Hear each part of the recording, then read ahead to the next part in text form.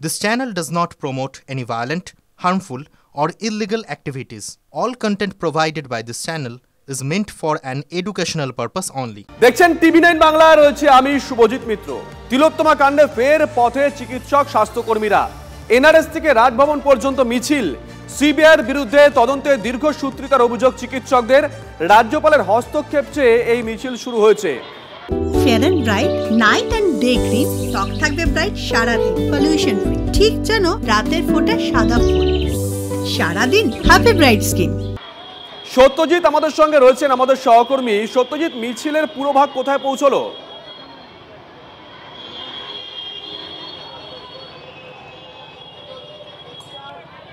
দেখো, এই মুহূর্তে যেখানে আমি দাঁড়িয়ে আছি, লোকমাতা রানী রাসমণি উদ্যান, তার সামনে এসে মিছিল দাঁড়িয়ে গেছে।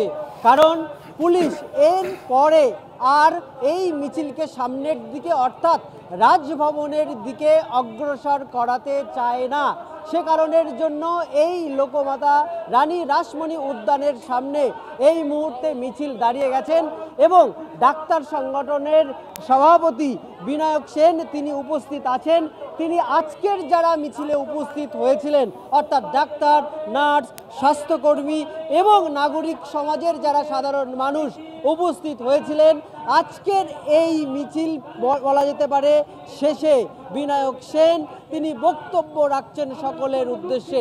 এবং আর কিছুক্ষণ পর ঠিক এই যে মিছিল আসলো, ডাক্তারদের থেকে 5 থেকে 6 জনের একটি প্রতিনিধি দল রাজভবনে যাবেন এবং রাজ্যপালের কাছে ডেপুটেশন দেবেন তাদের দাবি দাওয়া নিয়ে, এতটুকু কিন্তু জানা যাচ্ছে। কিন্তু এই মুহূর্তের যে ছবি, যে প্রচুর সংখ্যক সাধারণ মানুষ তারা উপস্থিত হয়েছেন এখানে এবং ধর্মতলা থেকে মিছিল ক্রমশ এই রানী রাসমণি উদ্যানের সামনের দিকে এগিয়ে আসছে এবং সামনের ভাগের যে পুরো ভাগের কথা তুমি বললে, সেই পুরো ভাগ পুলিশ দাঁড়িয়ে আছে পুরো ভাগে এবং এই মিছিলকে আর সামনের দিকে এগিয়ে নিয়ে যেতে দেবে না।